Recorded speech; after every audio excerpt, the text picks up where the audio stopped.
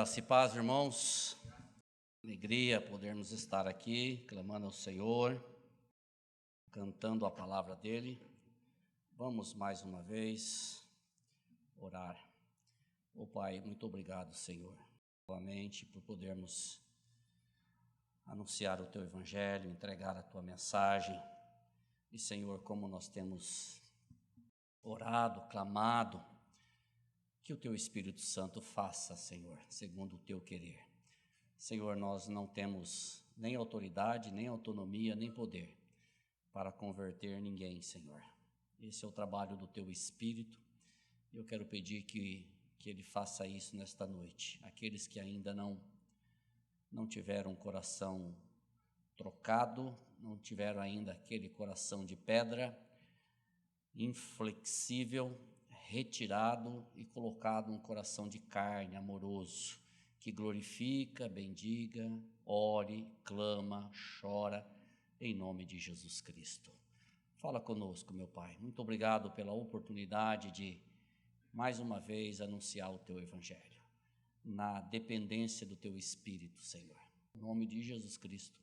Amém. Irmãos, essa é a penúltima mensagem de Hebreus. Hoje eu ouvi uma frase interessante, que alguém disse assim, bom, acho que você vai terminar antes de Jesus voltar, né? Então, né, Vitória? Graças a Deus, nós estamos na penúltima mensagem deste livro, desta carta maravilhosa, e eu confesso aos irmãos que nós estamos chegando ao fim e eu não sei quem escreveu. Realmente não sei. Algumas pessoas, né, Fernando? Algumas pessoas dizem que foi Paulo, outras dizem que foi Timóteo, outras dizem que foi Priscila e Áquila, outras dizem que foram Lucas, mas na realidade nós não sabemos. Nós sabemos que é uma carta, uma epístola maravilhosa. Para mim, particularmente, foi muito bom estudá-la. Então nós vamos falar sobre este tema hoje. O fruto de lábios que confessam o nome de Jesus Cristo. O texto que eu vou usar é Hebreus 13, de 14 a 17. Eu vou projetar aqui, se você tem a sua Bíblia, abra, acompanhe na sua Bíblia ou no seu celular, quem tiver aí a Bíblia, no celular. Na realidade, não temos aqui cidade permanente, mas buscamos a que há de vir, por meio de Jesus, pois ofereçamos a Deus sempre sacrifício de louvor, que é o fruto de lábios que confessam o seu nome. Não negligencieis igualmente a prática do bem e a mútua cooperação, pois com tais sacrifícios Deus se compraz. Obedecei a vossos guias e sede submissos para com eles, pois velam por vossa alma, como quem deve prestar contas, para que façais isto com alegria e não gemendo, porque isto não aproveita a vós outros. No estudo passado, o autor faz uma comparação entre o altar, onde eram oferecidos sacrifícios de animais, e o grande altar, que é a cruz de Cristo. Quem participava daquele altar de sacrifícios ainda estava na lei judaica, ainda tinha a compreensão do sacrifício e não tinha ainda a revelação do sacrifício de Cristo na cruz do Calvário. Tanto é que o autor diz que quem participava daquele altar não podia participar deste altar enquanto estivesse naqueles rituais. E aí o autor continua dizendo que, como os animais do dia da expiação do Velho Testamento, eles tinham seus corpos queimados fora do altar, ou fora da porta, fora do templo, da mesma forma Cristo sofreu fora da porta, ou seja, a crucificação de Cristo, ele foi fora das portas de Jerusalém. O reino de Cristo, então, não era em Jerusalém, o trono, na realidade, era no Gólgota. Contextualizando isso, ele deixa para trás todo o sistema judaico e trazendo para nós rompemos, a partir do momento que o nosso coração é convertido a Cristo, nós rompemos com este mundo. Nós deixamos todo o sistema, a crença, os legados, as certezas deste mundo e nós seguimos a Cristo como nosso Senhor e Salvador. No texto passado nós falamos sobre isso daqui. E agora o autor vem dizendo justamente sobre isso. Na realidade não temos cidade permanente, mas buscamos a que há de vir. Isso é maravilhoso, porque da mesma forma, o livro de Hebreus, o autor vem fazendo algumas repetições, ou vem ratificando a ideia dele, para que aqueles irmãos, aquelas pessoas que estavam recebendo a carta, pudessem ter certeza e pudessem saber o que é que ele realmente estava falando naquelas linhas. E esta passagem aqui, ele já tinha dito em outra passagem, que nós vamos ler daqui a pouco, que é Hebreus 11, 9 e 10. Ou seja, é a mesma ideia de Abraão, que peregrinou no deserto com Isaac e Jacó, e ele morava em tendas. Nós lembramos que eles armavam as suas tendas, e é a mesma ideia aqui, ou seja, nós não temos aqui cidade permanente. Ele faz uma alusão ao que Abraão, Isaac e Jacó participou, ou que eles passaram no período da vida deles, armando tendas de lugar em lugar. E aí ele faz essa comparação com Hebreus, onde ele já tinha dito, Hebreus 11, 9 e 10, que ele diz assim: pela fé, peregrinou na terra da promessa, falando sobre Abraão, como em terra alheia, habitando em tendas com Isaac e Jacó, herdeiros com ele da mesma promessa, porque aguardava a cidade que tem fundamentos, da qual Deus é o arquiteto e fundador. Irmãos, nós precisamos entender que as tendas, por mais resistentes que fossem, elas eram fundadas, ou firmadas, ou estabelecidas com estacas.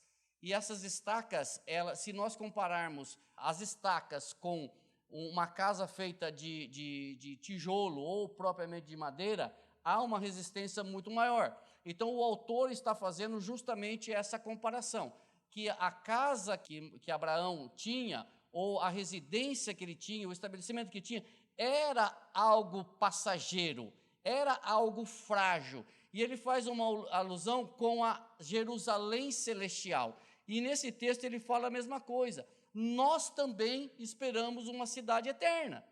Nós também esperamos uma cidade que tem fundamentos, porque nós vivemos neste mundo de forma frágil. Ou será que ainda nós temos dúvidas de que nós estamos de passagem nesse mundo? Qual seria a fragilidade? Tudo nessa vida. Nós não temos, como cristãos, como servos de Deus, como pessoas que proclamam o Evangelho, como pessoas que proclamam a Cristo, nós não devemos ter raízes neste mundo. Nós não devemos olhar para esta vida como se ela fosse a vida eterna. Por isso que ele faz essa comparação. Nós também esperamos a cidade que tem fundamento, a cidade que tem alicerce. É a nova Jerusalém, é a vida eterna. Qual é o nosso propósito aqui? Qual que é a nossa vida como cristãos aqui? É glorificar o nome do Senhor, é pregar o Evangelho. E quem de nós aqui que não esperamos a volta de Cristo? Quem é crente, quem é cristão verdadeiro e diz que não espera a volta de Cristo, a gente precisa começar a conversar. Porque o cristão verdadeiro, ele jubila, ele grita, ele clama: Senhor, volta, volta. Se nós realmente somos cristãos, nós almejamos, nós esperamos, nós queremos a cidade celestial, a Nova Jerusalém. Se não houver em nós este desejo, então a gente precisa rever a nossa postura como cristãos, porque o cristão verdadeiro, ele quer justamente isso, a morada celestial. E, como eu disse, as tendas, elas eram frágeis comparadas com uma cidade que tem fundamento. E esta cidade, segundo o autor, é uma cidade que ela foi arquitetada e ela foi fundada pelo Senhor. Então é o seguinte, não há dúvida, pode ter certeza que não vai cair, pode ter certeza que não vai ruir. É uma cidade, veja bem, os arquitetos aqui, os construtores, sabem disso. Veja a diferença, é uma cidade arquitetada e fundada pelo Senhor Jesus Cristo. Ou seja, é esta cidade que nós vamos, é para este lugar que o crente vai. Nós vamos deixar tudo isso daqui, todas as mazelas, como o Fernando falou aqui na abertura, todas as dúvidas, todas as incertezas, as angústias, as ansiedades, o pecado, fica tudo aqui e nós vamos morar com o Senhor naquela cidade maravilhosa. Gente, isso é fantástico. Isso é de darmos glórias a Deus todo momento, saber que existe essa cidade e que ela está aguardando um povo para habitá-la. Nós, como eu disse, nós estamos de passagens nessa vida com estacas, mas um dia nós chegaremos à cidade celestial, um dia nós chegaremos a Jerusalém celestial. E esta cidade, a Nova Jerusalém, o apóstolo João, ele fala um pouco dessa cidade no livro de Apocalipse. Se você quiser ler Apocalipse 21 em casa com paciência, você vai ver que João fala um pouco dessa cidade. E eu citei aqui só Apocalipse 21, 27, aonde ele diz assim, nesta cidade, na Jerusalém celestial, arquitetada, fundada pelo Senhor, nela nunca, aqui é negativa em cima de negativa, nunca jamais penetrará coisa alguma contaminada, nem o que pratica abominação e mentira, mas somente os inscritos no livro da vida do Cordeiro. Estas são as credenciais daqueles que vão entrar nesta cidade. Estas são as credenciais. Só que estas credenciais a gente não conquista pela força. Estas credenciais o Senhor Jesus Cristo já conquistou na cruz do Calvário por nós. Irmãos, neste mundo que nós vivemos, o mundanismo, o secularismo, o relativismo, ele quer desviar os nossos olhos da cidade eterna para esta cidade temporal. Eles querem, o secularismo, o mundanismo, o relativismo, ele quer tirar os nossos olhos daquela cidade para esta cidade. E mais que isso, eles querem iludir que esta cidade aqui, este tempo que nós vivemos aqui, ele é eterno. E com isso, o homem, na sua prepotência, na sua arrogância, no seu individualismo, na sua independência de Deus, ele vive nesta cidade como se ele nunca fosse morrer. Como se nunca ele fosse ter que chegar diante do Senhor. E o que acontece com isso? O que faz isso? É a quantidade de ofertas que este mundo nos oferece. E muitas pessoas vivem nesta vida como se esta fosse a eterna e trata a eterna como se fosse passageira. Só que nós precisamos rever essa postura, nós precisamos inverter essa situação. Esta vida aqui, eu vou chamar de cidade, esta cidade aqui, ela é passageira, ela é frágil, ela é feita de estacas, mas existe uma cidade arquitetada, feita, robusta, que não haverá destruição, que será eterna, e é para esta cidade que nós vamos, ou para essa cidade que vão aqueles que creem, aqueles que receberam Cristo como teu Senhor e Salvador. Como eu disse, olham para esta vida as pessoas que pensam ou que vivem aqui como se não fosse morrer, olham para essa vida como se ela fosse eterna, esquecem de Deus, não querem Deus, fazem de conta que Ele não existe e que nunca terá que se apresentar diante dEle. Deus é algo à parte, se existe, não se mete na minha vida. Se existe, eu não quero saber. Se existe, eu estou muito bem sem Ele. Só que se esquece que um dia vai ter que se apresentar diante dEle. Irmãos, uma vida separada de Deus aqui, certamente será uma eternidade separada dEle lá.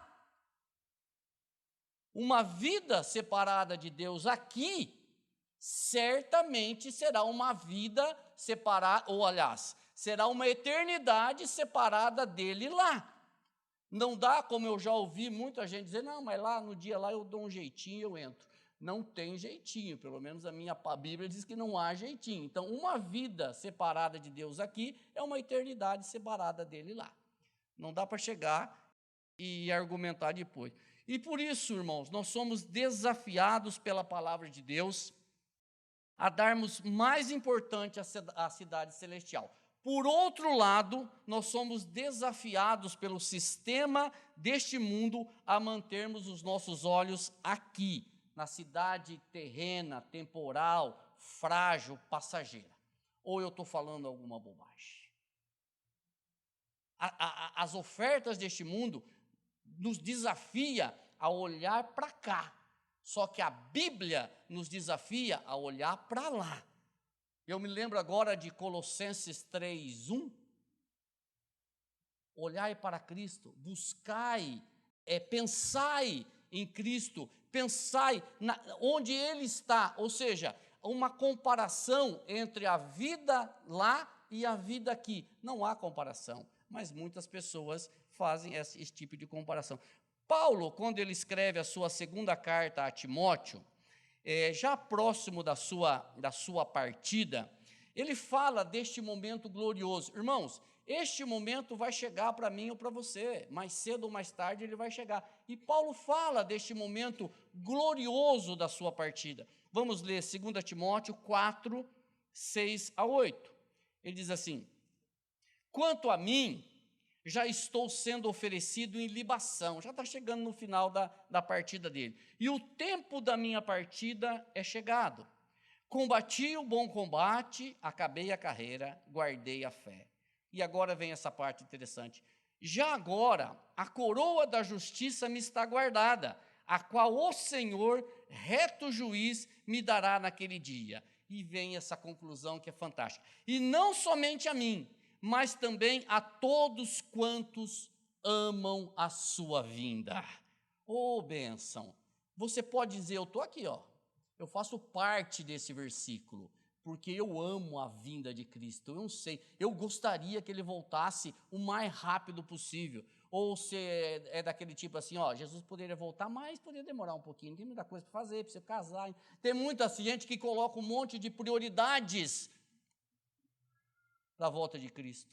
Mas Paulo diz aqui, não somente eu, mas todos quanto amam a sua vinda, que eu não sei quando vai ser, mas eu também amo a vinda dele. Irmãos, uma parte da vida de Paulo foi totalmente fora dos caminhos do Senhor, mas a outra parte foi pregando o Evangelho, foi se dedicando ao Evangelho, se dedicando a anunciar a palavra. E essa passagem que ele diz aqui, já agora a coroa da justiça me está guardada. Isso é fantástico, e não somente a mim, a todos quantos amo. Eu estava fazendo uma meditação nisso, e qual a condição? Todos que amam a sua vinda ou a sua volta, esta é a condição. Todos que amam, que querem, que buscam, que desejam a volta de Cristo. Amar a volta de Cristo está diretamente relacionado à rejeição das ofertas deste mundo. É simples assim. Amar a volta de Cristo está diretamente relacionado à rejeição das ofertas deste mundo. Irmãos, não dá para caminhar nesses dois caminhos. Ou é um ou é outro. Aqueles que querem, aqueles que amam, aqueles que desejam a volta de Cristo, certamente precisa rejeitar as coisas deste mundo. Não dá para andar. Dando sequência aqui, Hebreus 13, de 15-16, ele diz assim: por meio de Jesus, pois, ofereçamos a Deus sempre sacrifícios de louvor, que é o fruto de lábios que confessam o seu nome. Não negligencieis igualmente a prática do bem e a mútua cooperação, pois com tais sacrifícios Deus se compraz. Preste atenção nisso, irmãos.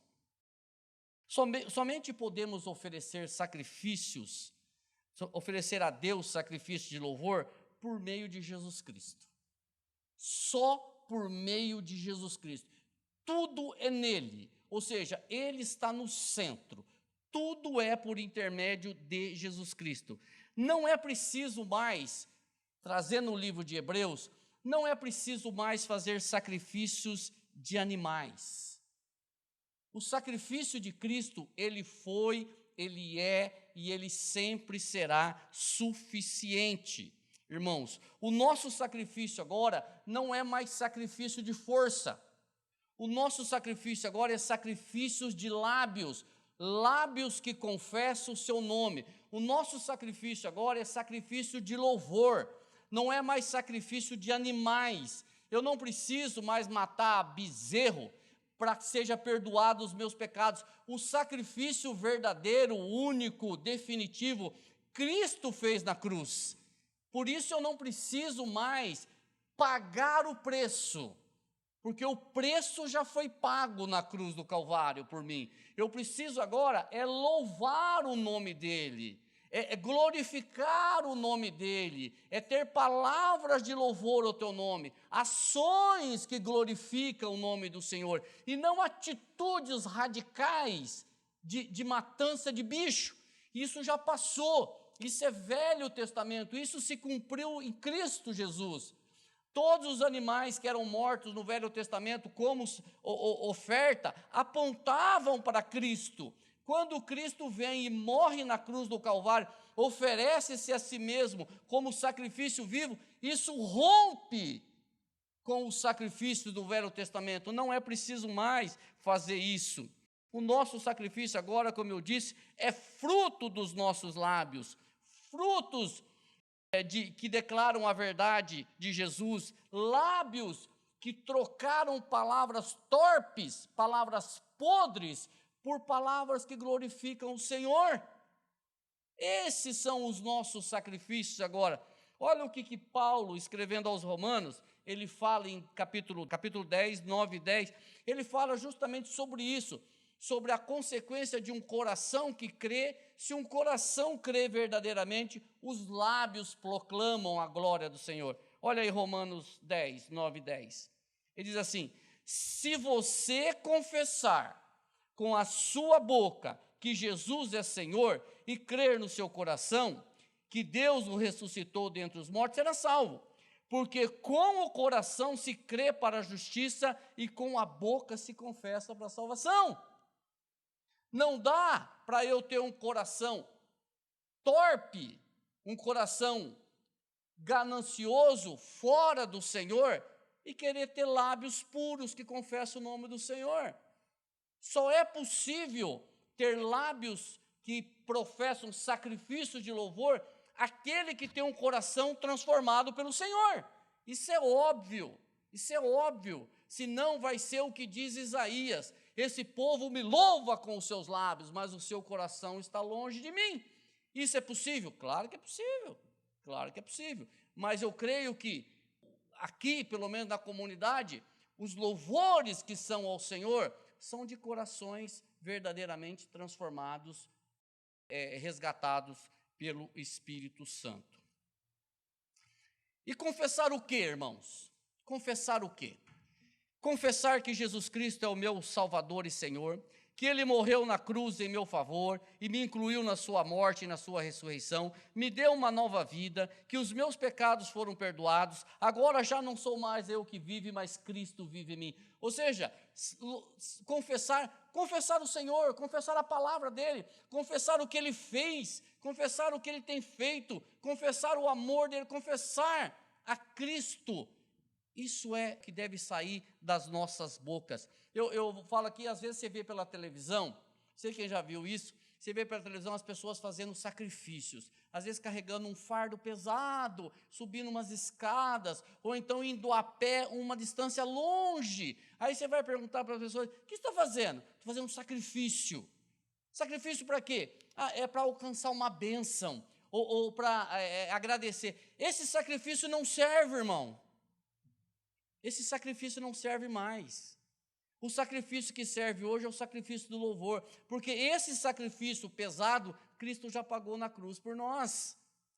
E às vezes nós queremos fazer alguma coisa para ajudar Jesus. Bom, Jesus, já que o senhor fez lá, então deixa eu fazer um negocinho para ajudar o senhor aqui. Vou carregar um pezinho aqui por 5 quilômetros. Será que eu vou ajudar o senhor? Não, você não vai, você só vai cansar, porque não é esse tipo de sacrifício mais.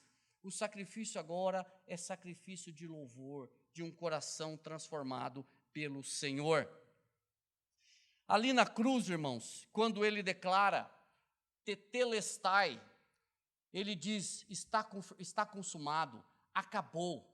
Ali naquela cruz, ele expôs os principados e potestades. Não há mais, não precisa mais fazer. Ali acabou, ele pagou o preço por nós. Ali ele levou os nossos pecados. Ali ele foi crucificado. E se você crê, você foi crucificado com ele. A tua velha natureza, o teu velho homem, o teu velho Adão, o seu eu, o teu egoísmo, a tua prepotência, o homem, o coração antigo, foi crucificado com ele naquela cruz, e quando ele foi ressuscitado, você foi ressuscitado com ele, se você crê nele, para uma nova vida, uma vida santa. Por isso que nós podemos falar hoje com convicção: as coisas velhas ficaram para trás, tudo se fez novo, uma nova criatura.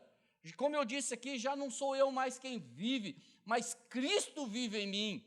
Você pode declarar isso? Eu sou de Jesus Cristo, eu creio em Jesus Cristo. A minha vida cristã não é uma utopia, não é uma falácia, não é uma mentira. Eu não brinco de ser crente, eu sou cristão. Nós vivemos num tempo, irmãos, que nós temos que nos posicionar como cristão. Eu sou cristão. Eu defendo essa bandeira, não por glória, mas eu sou cristão. Se eu tiver que me manifestar, seja lá onde for, eu sou cristão, eu sou de Cristo, eu glorifico o nome do Senhor, eu tenho um novo coração. Por enquanto nós ainda não somos perseguidos, mas eu não sei se um dia nós não vamos ser perseguidos, e aí nós vamos separar os cristãos dos não cristãos.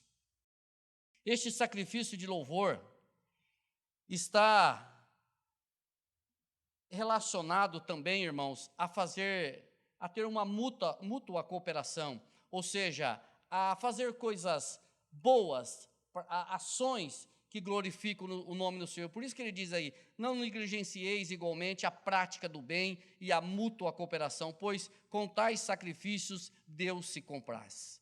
Por isso é do agrado de Deus. Isso está, esse tipo de ação que eu falei no estudo passado, o amor fraternal, a hospitalidade, o cuidado com os irmãos, está diretamente relacionado a Romanos capítulo 12, versículo 10 e 11. Esse cuidado, esse amor para com as pessoas, diz assim, olha que coisa interessante: amai-vos cordialmente uns aos outros com amor fraternal. Lembra que eu falei do amor fraternal do último estudo? Preferindo-vos em honra uns aos outros. Mas isso aqui é fácil de fazer, né? É facinho de fazer isso aqui. Sempre o outro é melhor do que eu. É fácil, né? É fácil de fazer. Não sejais vagarosos no cuidado. Sede fervorosos no espírito, servindo ao Senhor. Olha, eu tomei aqui, foi uns 4 tapão na cara quando eu estava lendo isso daqui. Falei: Senhor, tem misericórdia. Faço tudo isso aqui, faço tudo certinho, tudinho. Amo cordialmente. Senhor, tem misericórdia das minhas falhas, tem misericórdia de mim, porque às vezes eu sou tão falho nisso daqui. E se você não é, glória a Deus. Mas se você também é, junte-se a mim em oração para que o Senhor nos ajude. Irmãos, o último versículo esse daqui é legal. Obedecei a vossos guias e sede submissos para com eles, pois velam por vossa alma, como quem deve prestar contas, para que façam isto com alegria e não gemendo, porque isso não aproveita a vós outros. Reverendo Augusto Nicodemos, acho que foi o Nicodemos que disse assim, vá ser qualquer coisa, menos pastor. Irmãos, esse versículo aqui, esse versículo aqui é pesado demais para nós. Esse versículo aqui, ele é pesado para quem está na liderança de uma igreja. Os verdadeiros, eu estou falando dos verdadeiros, porque tem muita gente que usa esse versículo aqui, o membro vai comprar uma bicicleta ali, precisa pedir para o pastor. O cara vai casar, precisa pedir para o pastor. O cara vai fazer qualquer coisa. Não é isso que ele está dizendo aqui. Não é nesse sentido que o versículo está dizendo. Mas tem algumas igrejas que usam isso aqui para exigir obediência dos membros aos seus líderes, em tudo, mas não é isso que o versículo fala. Se você lê Hebreus 13:7, ele fala quase a mesma coisa, também para obedecer aos seus guias. Lá, ele está falando de pessoas que já morreram, ele fala para imitarmos a fé. Aqui, ele está falando dos líderes atuais, dos pastores atuais, dos verdadeiros pastores, que aí você pode incluir neles líderes. Os guias aqui são pastores, presbíteros, anciãos, líderes, ou seja, os responsáveis pelas comunidades, pelas igrejas locais, os responsáveis pela pregação do evangelho, os responsáveis pelo alimento espiritual que é dado à comunidade ou à igreja. E novamente, Paulo, quando ele se despede dos irmãos ali de Éfeso, ele dá algumas orientações para aqueles irmãos, em Atos capítulo 20, do versículo 28 ao versículo 30, ele dá algumas recomendações que eu gostaria de ler aqui. Atos 20, de 28 a 30, ele diz assim: olhai, pois, por vós e por todo o rebanho sobre que o Espírito Santo vos constituiu bispos, pastores, anciãos, para apacentardes a igreja de Deus, que ele resgatou com o seu próprio sangue.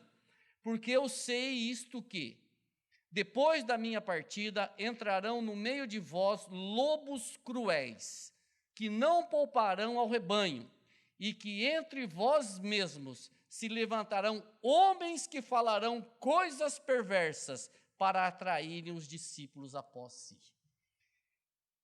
Dá uma olhada nisso. Paulo está dizendo o seguinte: primeira coisa, a igreja é de Deus.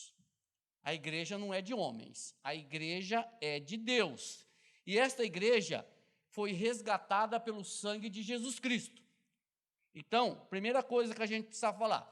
E Paulo, ele faz duas advertências aqui, terríveis. Ele diz assim: olha, quando eu partir, quando eu sair, virão lobos, pessoas pregando outro evangelho para seduzir vocês. E aí ele faz uma revelação estarrecedora: no meio de vocês vai levantar pessoas que vai acontecer isso. E aí eu digo para vocês, a responsabilidade nossa, aqui, vou pegar aqui local, Comunidade Cristã de Londrina, aumenta significativamente. Os presbíteros que têm a responsabilidade de cuidar da mensagem. Nós temos conversado: Senhor, tem misericórdia de nós, não permita que saiamos da centralidade do evangelho. Não permita, Senhor, nunca que desse púlpito saia uma mensagem que não seja cristocêntrica, que saia uma mensagem aqui que possa, 1 milímetro, glorificar o homem. Não permita que isso aconteça. Mas, irmãos, isso só será possível mediante oração da liderança, mediante a busca do Senhor. E aqui, terminando o versículo, você tem responsabilidade nisso, de orar pelos líderes, pelo presbitério, pelos irmãos que estão aqui na frente, porque você pensa que é fácil vir aqui e pregar os pastores que estão aqui sabem disso. Às vezes a gente diz assim: ô irmão, você não faz a abertura do culto? E fala: rapaz, só subir lá eu tremo. Então, agora você pensa o seguinte: levar a mensagem, a responsabilidade de pregar um evangelho, e não só, irmãos, a liderança é responsável, como ele diz aqui, nós somos responsáveis porque nós velamos pela igreja, e não somente isso, nós daremos conta do que nós estamos fazendo aqui.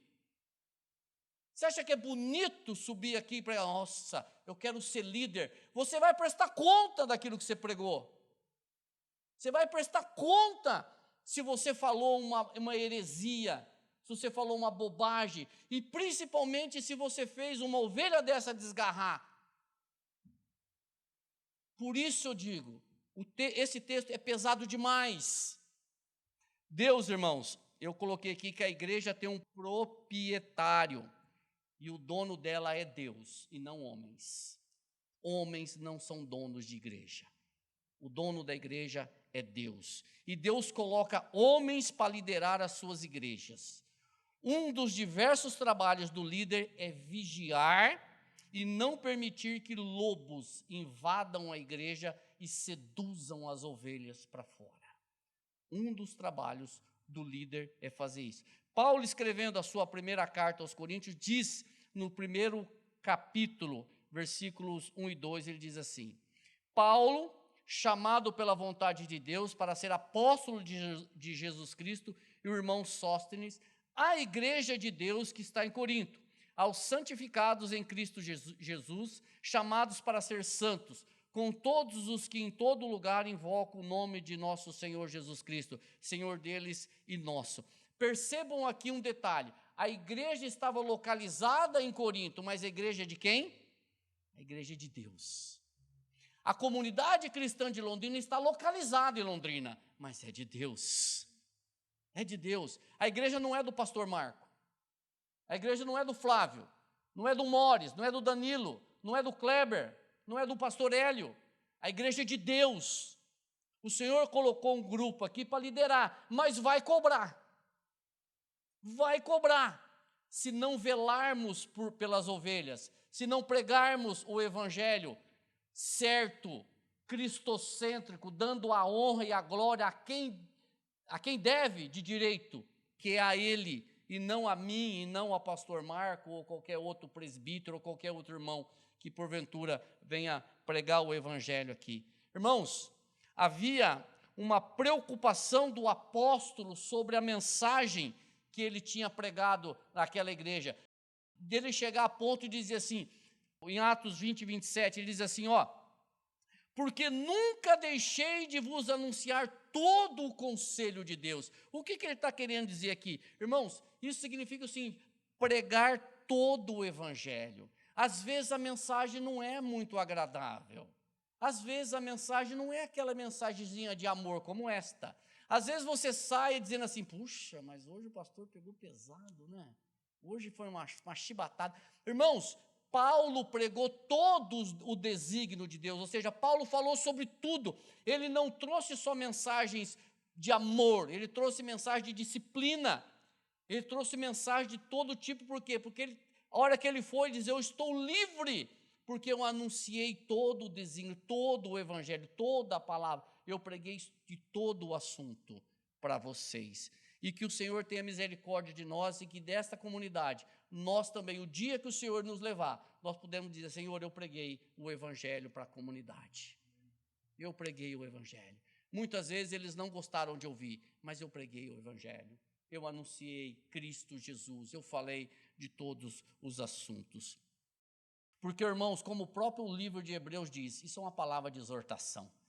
Talvez os irmãos falem, nossa, é cada uma, né? Mas o próprio livro de Hebreus diz que a epístola aos Hebreus é uma palavra de exortação. E depois de falar, para vocês verem como é que Paulo sofria e como nós também sofremos, depois de falar dos sofrimentos físicos, quando a gente olha os açoites que Paulo sofreu, os apedrejamentos, a gente diz assim, nossa, mas Paulo sofreu fisicamente. Só que ele disse que o sofrimento que mais doía para ele não era o físico.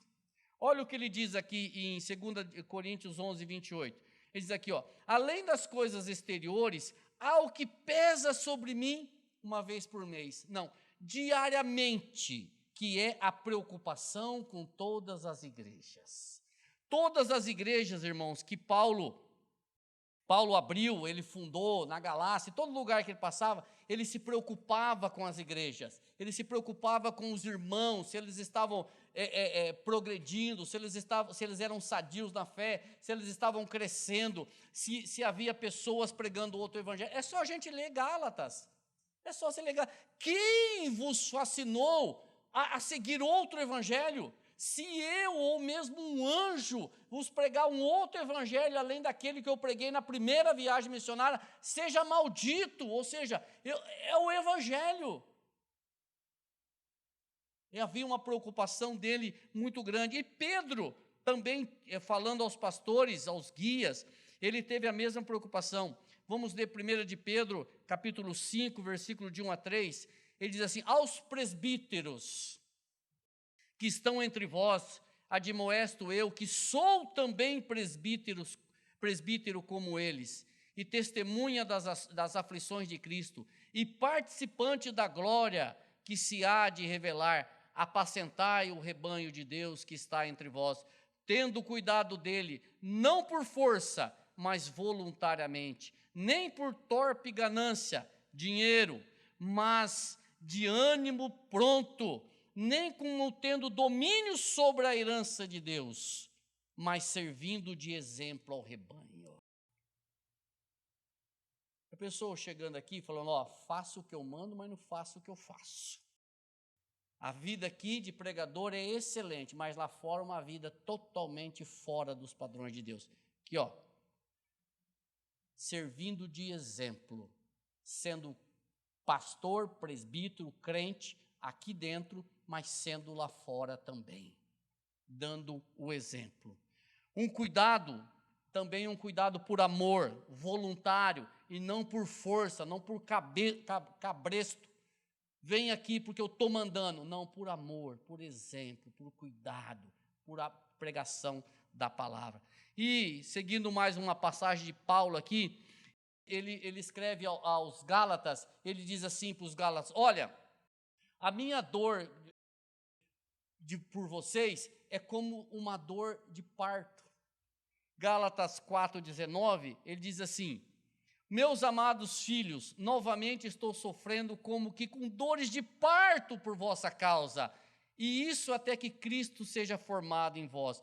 Ou seja, irmãos, Paulo tinha fundado essas igrejas, a igreja da Galácia, e ele sofria tanto pelos irmãos, ele se preocupava tanto com os irmãos para que ele tivesse uma fé sadia, uma fé madura, fossem irmãos experimentados, que não fossem influenciados por qualquer vento de doutrina, com qualquer conversinha fiada, qualquer revelaçãozinha, não, alicerçados na palavra de Deus. Ser bereano. Espera aí, pastor Flávio, você está pregando? Deixa eu dar uma olhada aqui na minha Bíblia, ver se é isso mesmo. Ser firmes na palavra, não se deixar levar por qualquer conversinha, não. Entendeu? Essa a nossa postura. Espera um pouquinho, irmão, vamos conversar. Essa nova doutrina que você está trazendo aí. Entendeu? Então, Paulo sofria demais pelas igrejas. E este cuidado deve ser com alegria. E eu quero já concluir, trazer algumas aplicações e dizer para vocês o seguinte, irmãos. Com toda a certeza, o que eu vou dizer para vocês, que esta igreja, este grupo de presbíteros, ora por vocês. Este grupo de presbíteros velam por vocês, clamam por vocês, sofrem por vocês. Talvez vocês não vejam e não precisam ver, mas nós oramos por vocês, nós temos cuidado de vocês, e cada um de vocês que sofre, nós sofremos também. Cada um de vocês que apresenta um problema, uma dificuldade, nós sofremos com vocês. Então, irmãos, este é o nosso trabalho como presbítero, pregar a palavra, mas velar pela igreja, porque nós seremos cobrados disso um dia. E se nós formos negligentes com relação a isso, a cobrança será muito maior. E aí, da parte de vocês pensaram que ia ficar isento, né? Mas da parte de vocês, há também uma responsabilidade. Que vocês orem por nós, para que o Senhor nos capacite a pregar o Evangelho centrado em Cristo, a não nos associarmos ao mundo e o seu pragmatismo, a governar bem a comunidade local. Marco orou aqui agora há pouco, nós temos as pessoas que trazem o dízimos e as ofertas. Que o Senhor nos dê capacidade de como organizar, de como governar, de como aplicar porque é o dinheiro da comunidade. Que o Senhor nos dê capacidade a isso. Que o Senhor nos capacite a andarmos em união, a não ter um presbitério desunido, cada um falando uma coisa, mas andarmos em união, falando a mesma coisa, orando em conjunto.